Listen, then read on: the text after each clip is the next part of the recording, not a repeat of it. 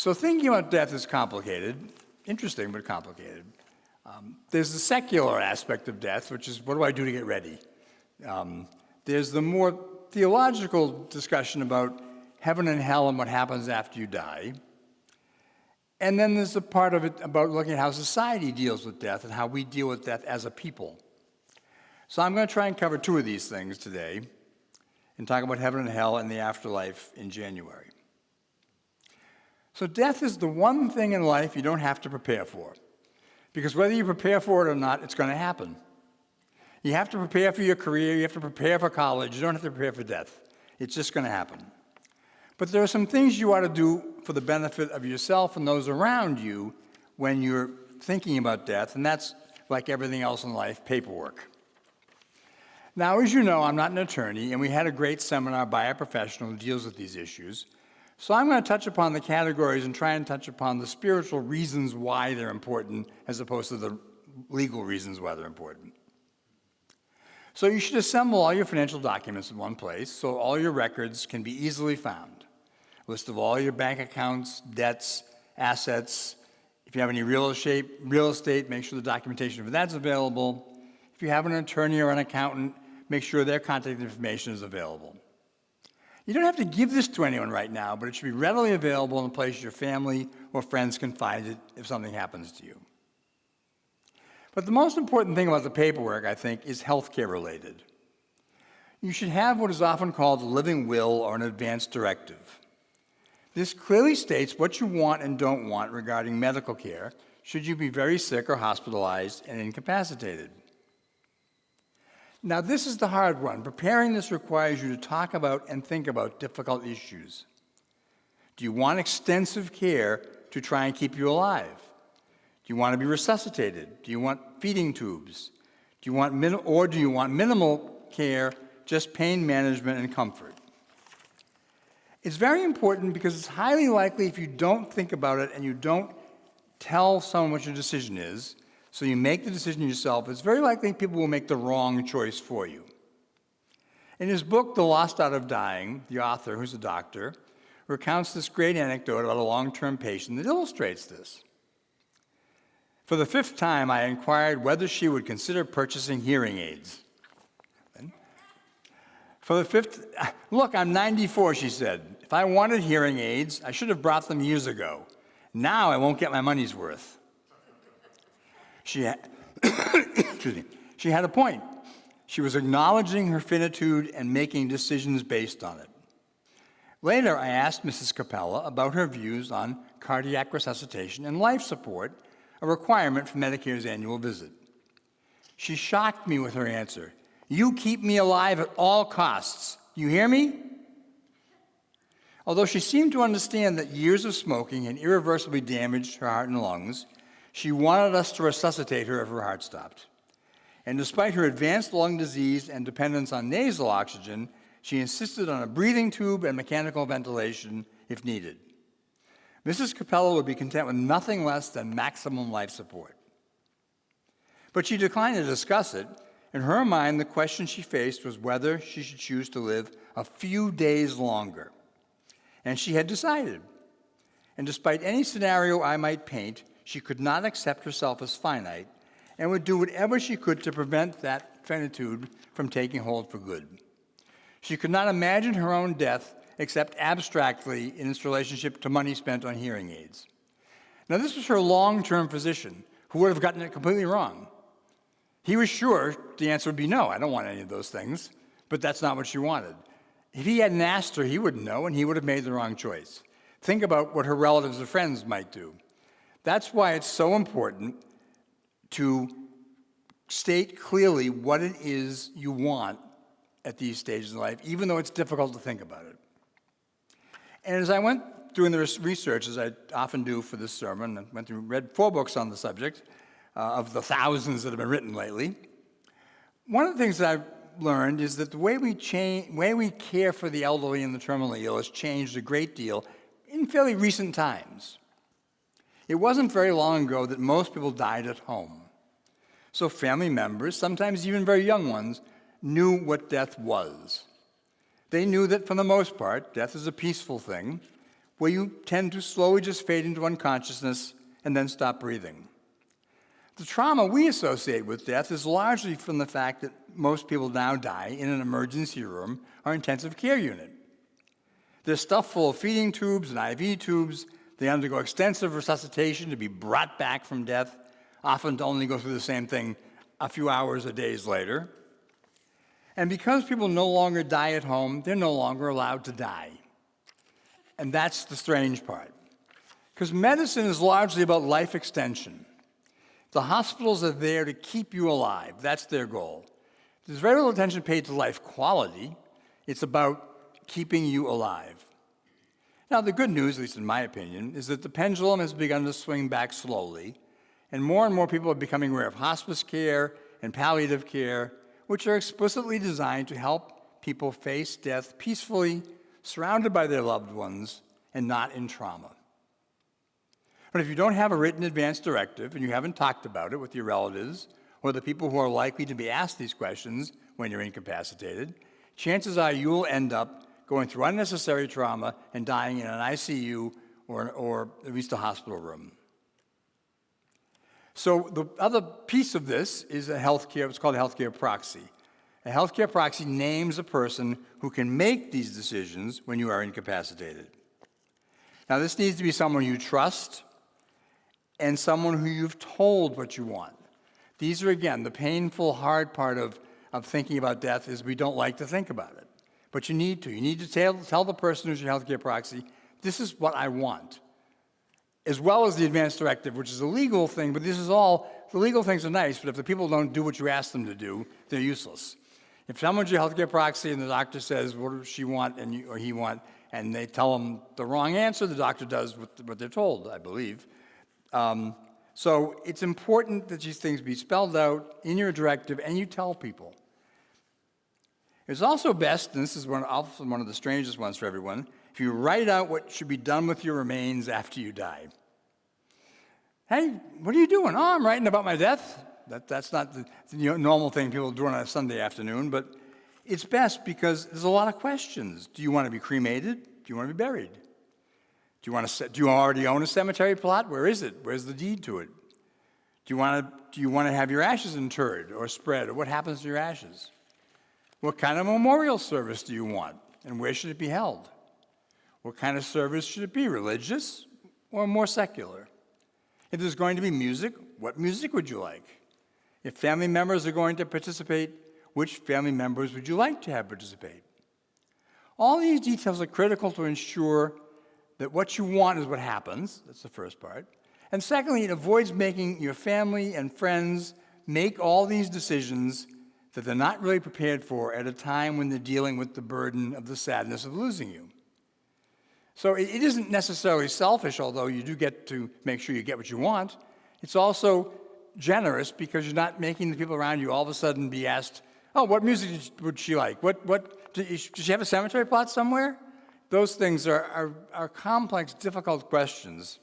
When my little brother Bobby died, there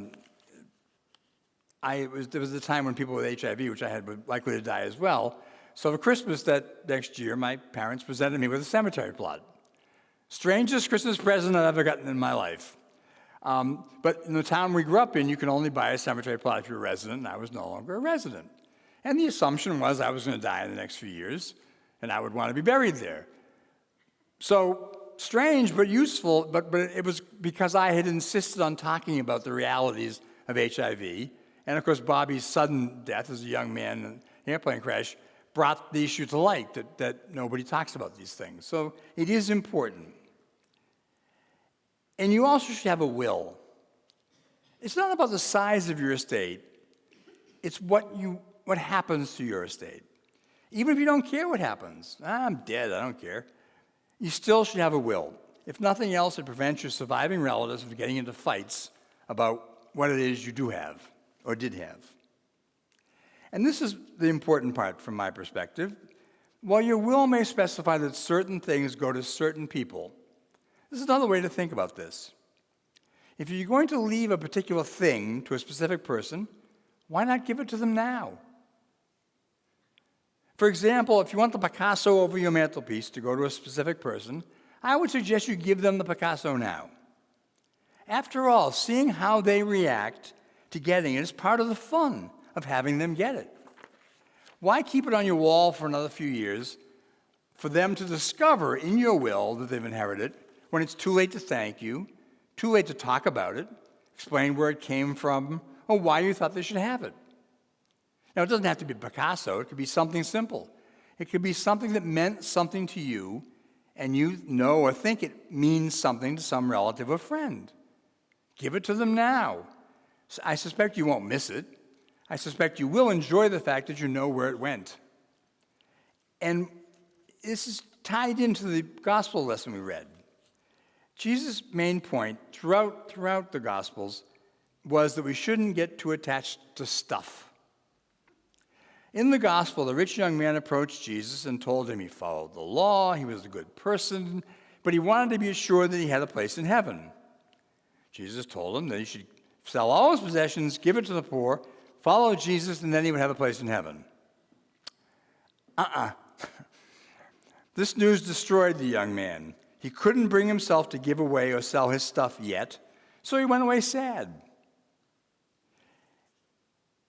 And Jesus pointed out that that's a great illustration of the problem. We can't save up any stuff for after we're dead. So why build up things at all?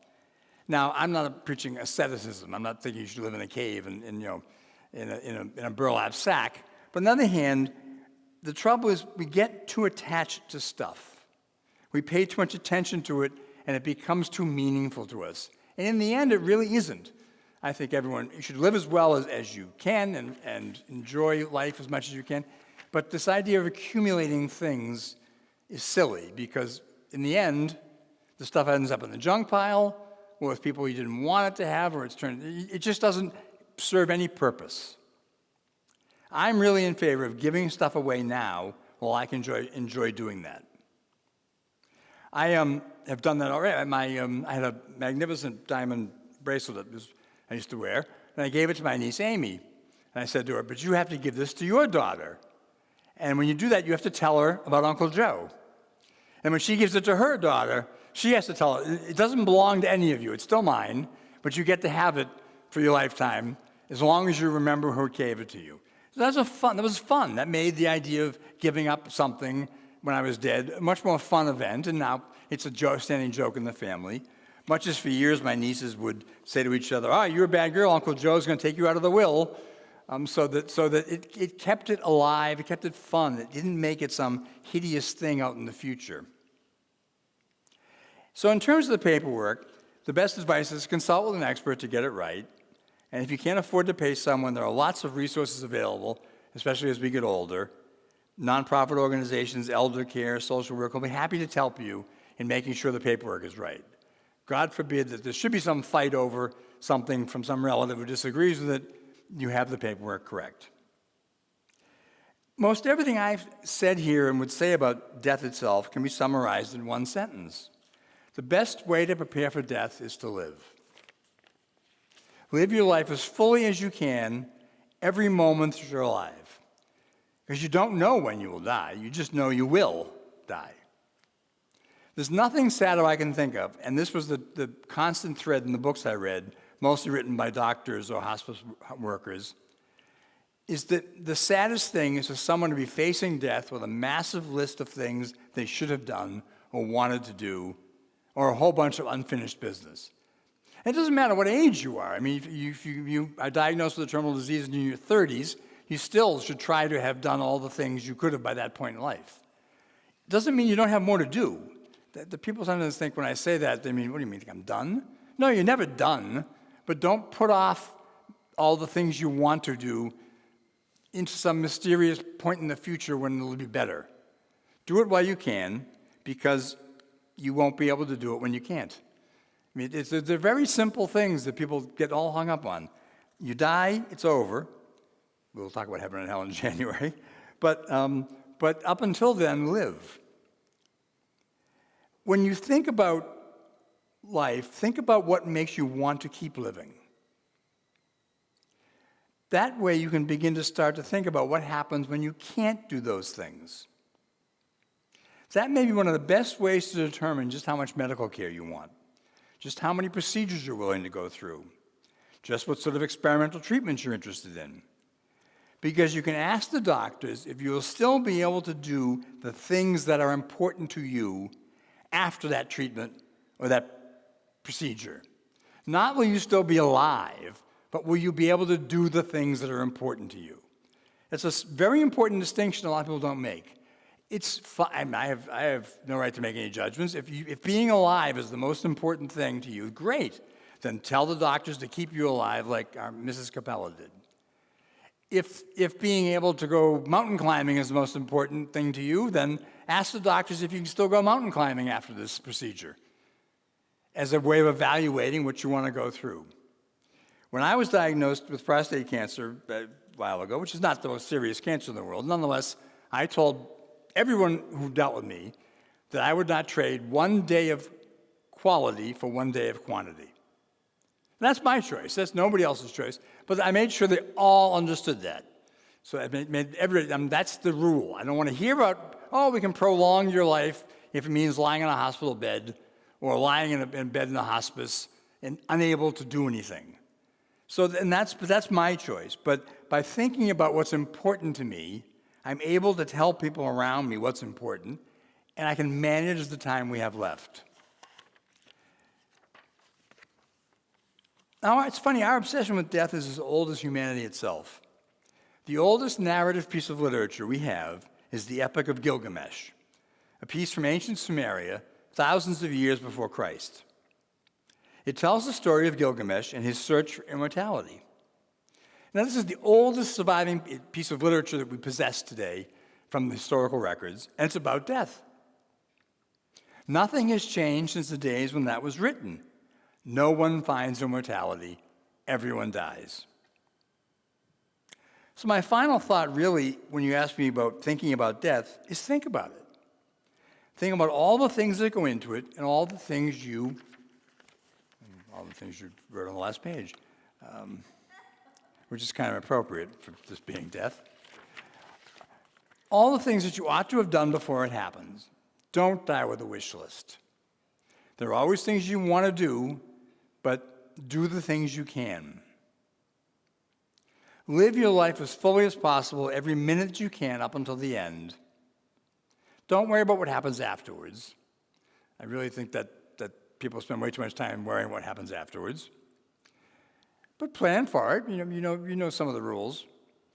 But mostly, talk about death so that you can live. It's such a terrible thing in our society how little we are willing to talk about it. And how if you mention to younger relatives, I'm working on my will, no, or parents, no, don't worry about your will because you're going to live forever and I'm probably going to die before you. That's our fear of death coming to light. And that then causes so much anguish later. So talk about it to your friends. I suspect that shouldn't be the only thing you ever talk about to your friends, but talk about it to your friends and think about it and be prepared for it because inevitably it happens. That's the bottom line of thinking about death. I do want to talk about heaven and hell, and that's the subject for January, so this is my two-part sermon. But I think it's also some very interesting things there that we don't also talk about when we talk about those things. So I hope this is helpful. It certainly has been interesting to put it together.